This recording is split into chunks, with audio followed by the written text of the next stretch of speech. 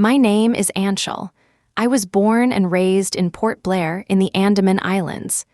People often ask me why I moved away from my hometown for college in Delhi. The answer is simple. I wanted a bigger future.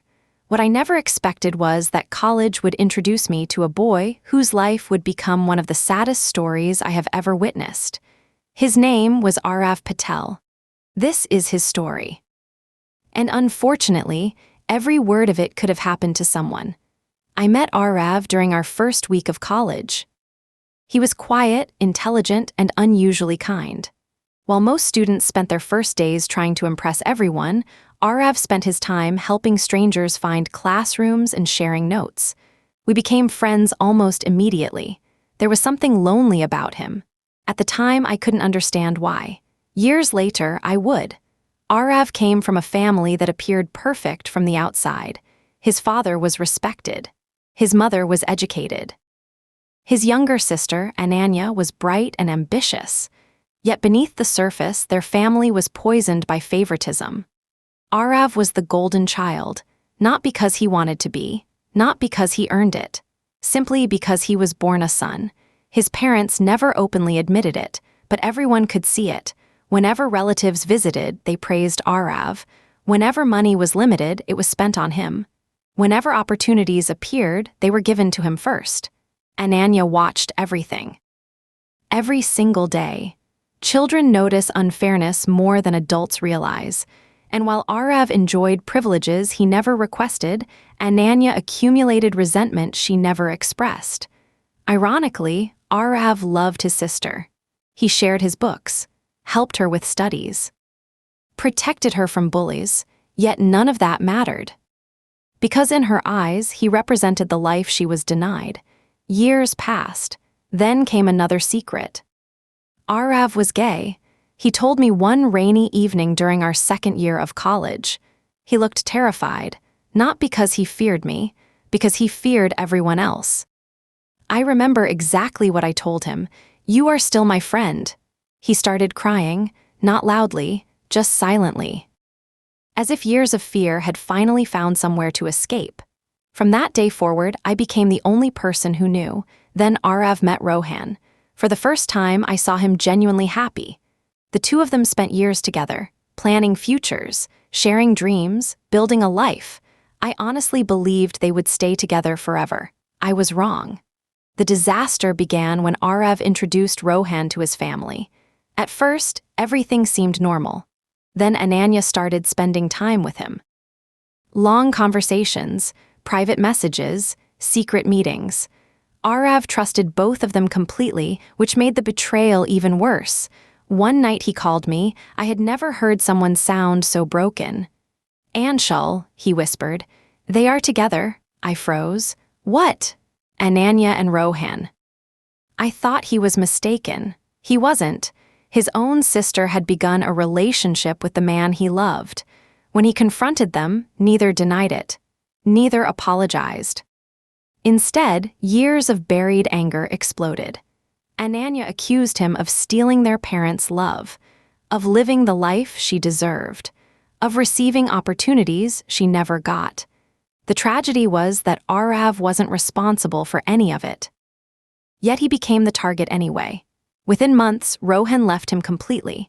Then he married Ananya. As if that wasn't enough, she became pregnant. The entire family celebrated. Photographs filled social media.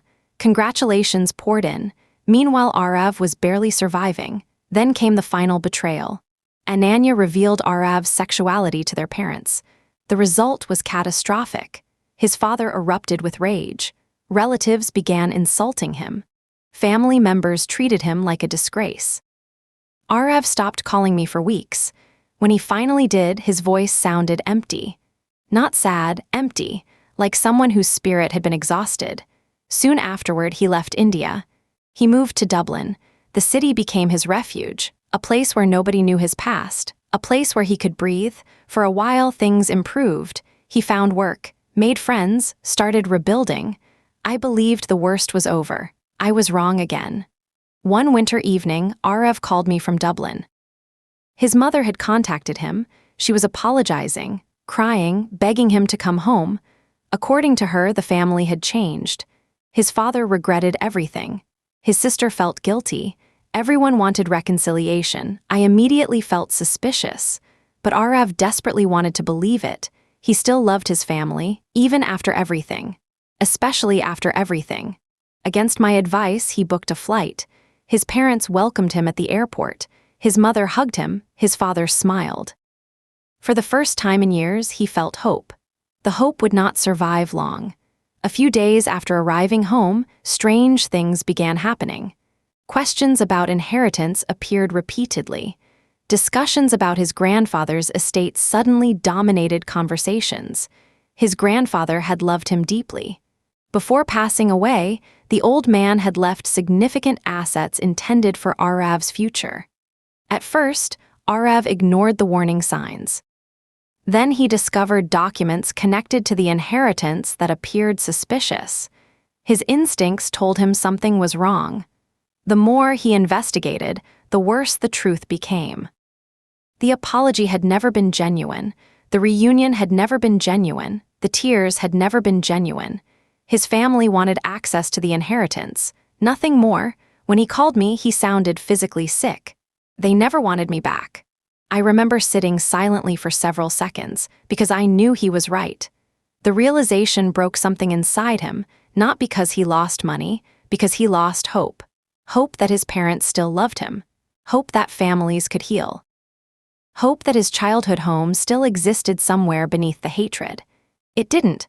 Eventually, the truth emerged. The inheritance scheme collapsed before it could succeed. Legal complications exposed inconsistencies. The assets remained protected, but the emotional damage was irreversible. Arav returned to Dublin, this time permanently. When he arrived, I flew from Port Blair to visit him. The moment I saw him, I barely recognized him. The cheerful boy from college had disappeared. The confident professional from Dublin had disappeared. What remained was exhaustion. Months passed, then years. Healing happened slowly. Some days he improved, other days he didn't leave his apartment. But little by little, life returned. We traveled together, watched terrible movies, argued about cricket, shared meals, laughed again. The process was painfully slow, yet it worked. One evening, while walking along the River Liffey, Arav asked me a question. "Do you think any of this was my fault?" I stopped walking because I knew exactly what he meant. The favoritism. The betrayal. The hatred. The revenge, the lies, everything. I looked directly at him. No, he didn't respond, so I continued. "You didn't choose to be the favorite child." Silence. "You didn't choose your parents' mistakes." Silence. "You didn't make your sister feel neglected." Silence. "You didn't force anyone to betray you." Finally, tears appeared in his eyes, not dramatic tears, just honest ones. The kind that arrive after carrying pain for too many years. For the first time, I think he believed me. The truth is complicated. Ananya was wrong, but she was also hurt. Their parents were wrong, but they were trapped inside old beliefs. Rohan was wrong, yet his selfishness revealed weaknesses already present within the family. Everyone contributed to the tragedy. Everyone except Arav. His greatest mistake was loving people who didn't deserve his trust. Years later, I received a message from him. Only one sentence. A sentence I will never forget. "I finally feel free." Not because he had forgotten, not because he had forgiven everyone, but because he stopped carrying responsibility for things that were never his fault. Today, Arav still lives in Dublin. He has new friends, new dreams, a new life. His family remains far away. The scars remain too. Some wounds never completely disappear, yet he keeps moving forward. And perhaps that is the real victory. Not revenge, not justice, not inheritance. Survival.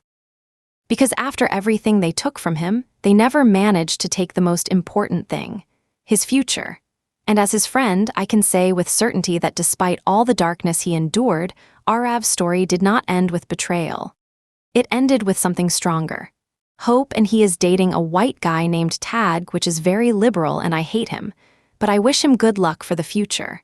And who can people write so much? My hands are hurting. Drop your verdict in the comments. Wait, what?